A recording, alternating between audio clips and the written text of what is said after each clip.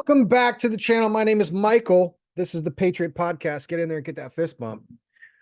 Today, we are going to be taking a look at Tucker Carlson. I started watching a little bit of the video yesterday and I paused it and I was like, you know what? No, I want to react to this for the channel and give the viewers a chance to listen to, as well as react with me in the comment section on what Tucker Carlson is saying, because in essence, he's essentially paralleling the same type of viewpoint and commentary that I've talked about when in regards to what this nation is truly going through, regardless of whatever party affiliation that you seem to be bent towards, whether if you're a Democratic leaning person, liberal leaning person, if you're a conservative leaning person, or if you're like me, if you're someone who's independent, right? Somebody who's in the middle, who's stuck in the middle and is trying to be more objective about what's going on in the United States society, especially when it comes to the geopolitical frame of reference. I really like what Tucker Carlson is talking about, because in this particular video that I'm going to be sharing with you, I really feel like he illuminates the simple fact that this is a theological discussion. These issues going on in the country, it's a theological based discussion. So with no further ado, let's go ahead and jump in and take a look and listen to Tucker Carlson. But the question really is, what is going on? And it's a little bewildering for me, since I have done a species of the same job for over 20 years. Go on TV, debate the public policy issues. They typically break down along left and right. And it's been pretty straightforward. There's an argument about what the country ought to do corporately as a country, and each side marshals evidence to support their respective cases. I think we ought to do this, and here's my evidence. The other side says the same, and viewers can decide who's got the most evidence. This is often described as a left-right debate, and it has been. And now, with the temperature rising, I would argue, to probably dangerous levels in Washington, people often come up to me in airplanes and say, the partisan bitterness is so intense. People are in their camps. It's become tribal. It's awful. And of course, I agree with that completely. Yeah, so that is true. One of the things I noticed on my most popular video to this point is the Vivek Ramaswamy is the presidential candidate, is people coming into the comment section and are already super heated, like full packed and ready to go on defending their candidate or defending their perspective or defending their opinion staunchly. And you know what? I understand that. I think where it comes from is we're tired. We are tired as a collective. We are tired of being the puppets of legacy media and being torn apart by the seams by people who really truly don't care about us. They really only care about getting the marketing viewership from the commercials.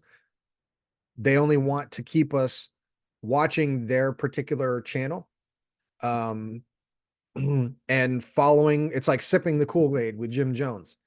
If you're a conservative Republican, well, then you have to be watching Fox News only.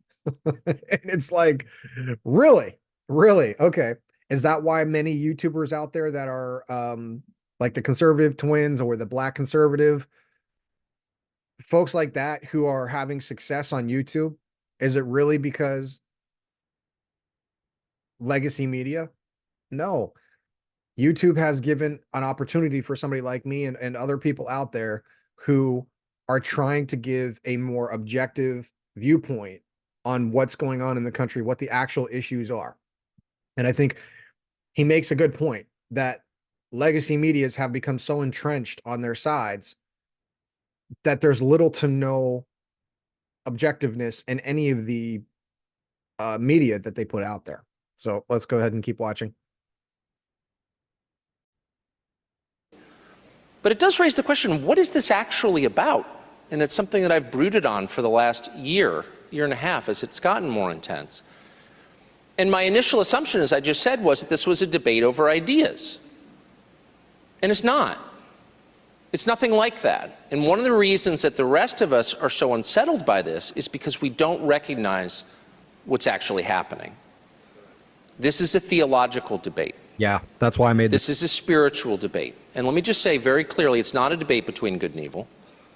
I know a lot of people on the other side, they're my neighbors. I live in a city that voted 96% for a candidate I didn't vote for and would never vote for. And they're good people, a lot of them. Not all of them, but a lot of them are. And a lot of them are my friends. So when I'm debating someone, I don't assume that that person is a bad person, because most of them aren't. I really like that. I think that's exactly right. You know, when I think about the people who have already subscribed to the channel, who are joined in the comment section with me and have started discussing these issues, I don't view you as a bad person if you disagree with me. In fact, I encourage you to disagree with me, because it helps me understand your perspective better. And it helps me understand even my perspective better, because what I do is I reflect on it, right? If I read a comment, because I do read all the comments, if I read a comment that doesn't necessarily align with my value system, I take time to think about that. Like I go on walks in the park and I chew on those ideas. I chew on those thoughts, because I'm not your enemy. I'm not the bad guy. I'm just a guy who has a more conservative leaning, but an independent approach, and tries to be more objective about these issues. But I have a set of values. My integrity means everything to me. My honesty, my own fidelity means everything to me. So when I make a video, I'm trying to do it as earnestly and honestly as possible. And I'm not trying to make enemies, but I understand that people out there who don't agree with me, it's almost like this reptilian brain, this little alarm system that goes off that says, if this person doesn't agree with me, they're a bad person and they need to be downvoted and unsubscribed and never come back to the channel. that's what we see, because generally speaking, we have lost this ability. We've lost the ability to have tolerance and to listen to other people's perspectives, even if they disagree with ours. And I think that's a lost art. We need to be able to listen to other people's perspectives and disagree with them at times, but disagree respectfully. But that doesn't mean that it is not a religious debate. That's what it is. So my whole childhood into my adulthood, the debate was between people of faith and people of reason. That was the way the debate was presented to us, between people who believed in God and people who believed in science. Now, I was always more on the God side, but I acknowledge science.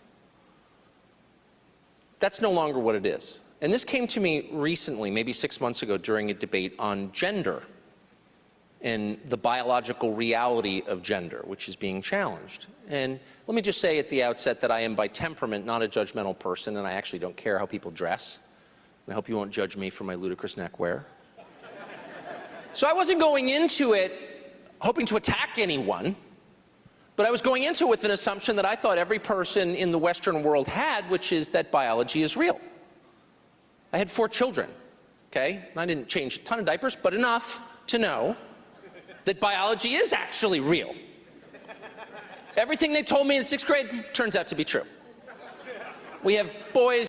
Yeah, so of course we know he's being facetious to illuminate the fact that the gender politics have become so entrenched and ludicrous that we are ignoring evolutionary biology.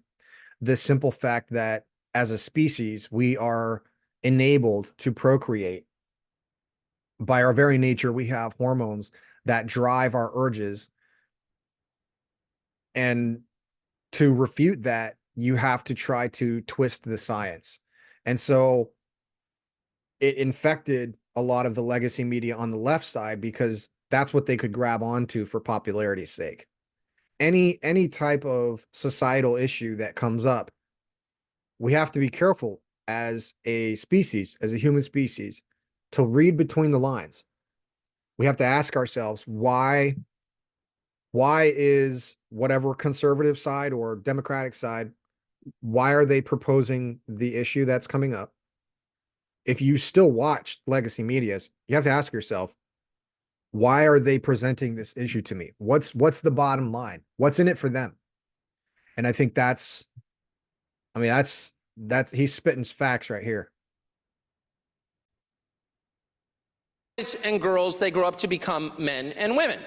This is not the product of our choice. It's not what we want. It's what happens organically because it is nature. And nature, by its nature, is something over which we have no control. Yeah. We can't make the sun rise. We can't stop the hurricanes. We have to adjust our lives to the things we did not create and cannot control. That is called reality. It is as we find it. And we are the ones who adapt. Yeah. All of a sudden, and this seems self-evident to me, that's not a political question. You know, by the way, if you can stop the sun from rising, go ahead and show me. And I'll be impressed. And you can redefine the terms of the debate. But until you do that, I'm going to assume that we're both working off the same set of notes here called biological reality. Right. And in the middle of that debate, which very quickly became a non-debate, became one person talking and me staring like a golden retriever, like, well, really?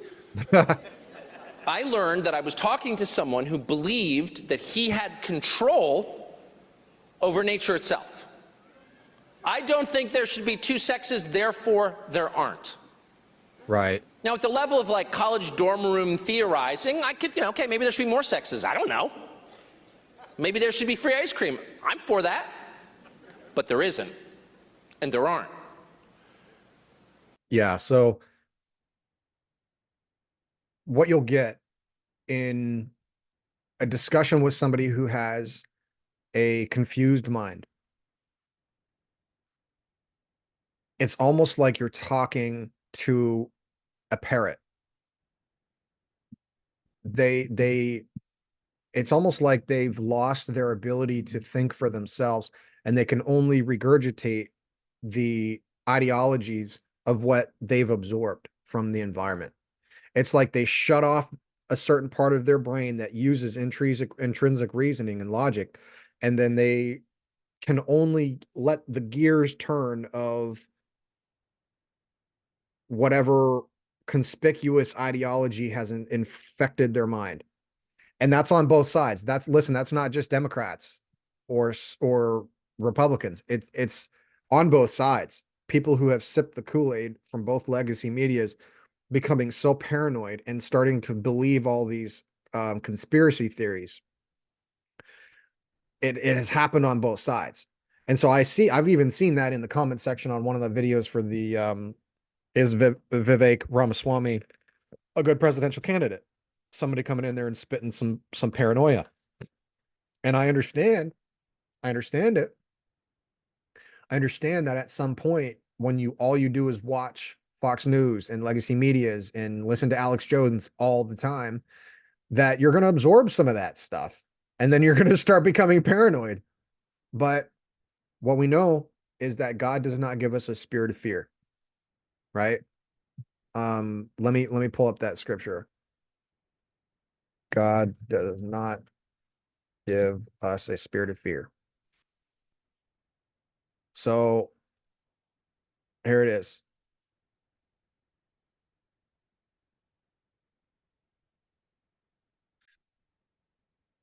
For the Spirit of God does not make us timid, but gives us power, love, and self-discipline. Another is, for God has not given us a spirit of fear, but of power, love, and of self-discipline.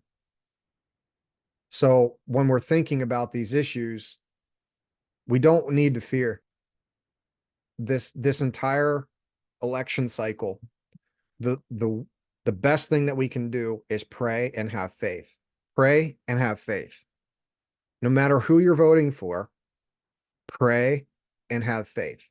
And just believe that God is in charge, because he is already. It's just a matter of getting in alignment with that. The more that you try to control things by watching more news clips, and clicking on more YouTube videos and keep going down the rabbit hole, the more you give in to that spirit of fear.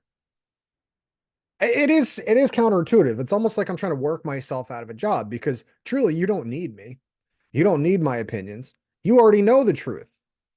But there's a part of you that wants to feel comforted, feel a part of a collective of people who have the right answers. That's normal. That's part of that herd mentality. That's part of feeling safe as part of a collective. And you can join this channel, you can subscribe and you can join this. But truly, if I'm doing the right type of commentary, my job, how I see it, how God has led me to, is to teach you to, or to emphasize that you need to be able to think for yourself. And if you come to a conclusion that you've reached a finality on and you feel safe and comfortable with it, then turn off all your medias. You don't need to continue on with it. You don't need to keep watching more videos. You don't need to keep going down the rabbit trail of YouTube videos because you already have your answer. You already know the truth. Back to Tucker. And in that moment, I realized I was not having a political conversation, I was having a theological one. And once I began to see the world through that lens, everything made sense. There are two camps. They are not Republicans and Democrats. They are not liberals and conservatives. Those terms mean less than they have meant in my lifetime. Yeah, that's what I said earlier. I couldn't exactly tell you what a conservative is on the issues. What tax rate does a conservative support? I don't know. Is a conservative for invading Syria? I'm not sure. So it's actually not the root argument. The root argument is, do you think you're in control of the universe or don't you? Yeah, that's right. That is what we're actually debating. And it goes by various names. There's a lot of deception that prevents us from seeing what's really being discussed. But the truth is, the people who run most of our institutions in this country, and by the way, they're of both parties, tend to believe that they are wholly in charge. That's exactly right. You heard right. your pastor sum it up, almost parenthetically, but very precisely. God raises us from the dead. You will die. That's the one thing you can't control. Doesn't matter how many boxes you check, how virtuous you are. In the end, you will lie, likely alone, terrified, and in pain, and exit this world. That awaits all of us, and on some level we know that every moment of every day. And Christians look at that, which is the basic and most painful truth of life, death, and say, I have a hope of what comes after. Amen, brother. That is the essence of, from Preach my it, perspective, Preach it, Tucker. as a non-theologian talk show host, far be it from me to lecture you on theology. As an Episcopalian, it's kind of ludicrous I've been saying this. But that is the most basic of all truths. And by the way, it is also the root of all anxiety. Yes, that's right. Your anxiety, if you strip away, if you get the onion to its core, you know you're going to die. Yeah. Only faith in God answers what happens next. Yeah. Let's pause that for a second. Tucker is spitting some facts here, man. I'm just like you all. I really am. You know, I have that same struggle every day, and I remind myself that it's not just about me. It's about we. Because we all sin and fall short of the glory of God. We all struggle in some way, shape, and form. All of us have some type of battle that we're facing behind the scenes. And we can join each other on a YouTube channel. You can subscribe and be a part of this journey, my journey. But ultimately, I'm alone. And I have to answer to God myself, just as you do, for whatever actions, thoughts, and deeds that you commit. And so I really like what he's saying in this video because he's getting to the core issue behind politics in general. It's this facade, these governing parties that we put our trust in, hoping that they will make our lives easier so that our suffering is less. That's what we're hoping for. And so when we have this allegiance in our mind It's just like when you have a favorite sports team. I'm a big Philadelphia Eagles fan. And we put our hope and our trust in that group of people, hoping and praying that they succeed, because when they succeed, we succeed. That's the proclivity that we all have, is we want to be a part of the winner. We get more dopamine release and more adrenaline when our team wins. That's why my path as an independent is more difficult, because I don't have a team. I don't have a team that's going to win. We haven't had an independent person voted as president since George Washington. He's the only president that's ever been elected as an independent. And every other election has always been partisan, Republican or Democrat. Our entire government system is based off of that. Now, do I believe that we need more? I believe that we need a legitimate third party. Yes, I've talked about that before. I think that we need a college of independence. I think we need we need to legitimize a third party. But until that happens, I'm partyless. So it could potentially create more anxiety for me. But I just trust in God that even if my vote is only one, if I only have one vote to cast, that I still have a spirit that belongs to God no matter what happens in this election. And he'll take care of my needs. He'll feed me just like he did the ravens for the prophet. I believe it was Jeremiah when he was on the run and he had to be fed by the ravens. So I've been through moments in my life where I've been homeless, where I was living off of less than $10 a week for food.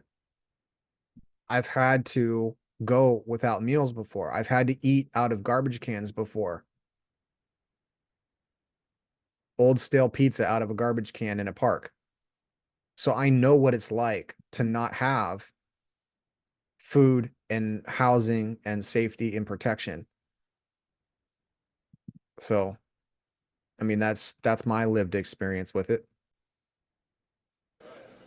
So there is the other half of our country, I wouldn't even say it's half, that looks at that and says, no, we have control of life and death. This is really a debate about who's in charge. It's a debate ultimately in charge. It's a debate over power.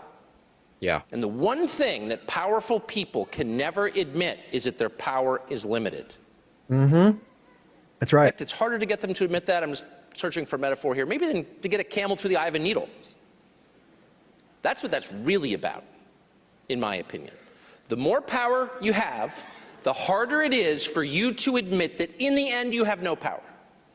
That is the thing they are hiding from you. And that is the thing they will go to any length to prevent you from knowing. Yeah, that's right. In the end, they're as sad and terrified as you are, as we all are, because that's the nature of living as a human being. Yes. With the unknown and with the powerlessness of being human and not being God. So look, here's the point. It used to be the faithful versus the secular. I don't know if that was ever true. I don't think there is a secular person, period.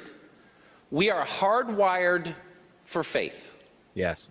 It is baked in the cake. It's who we are. So the question is, are you going to worship God or are you going to worship man? That's the question. And so that is the debate. And you see it.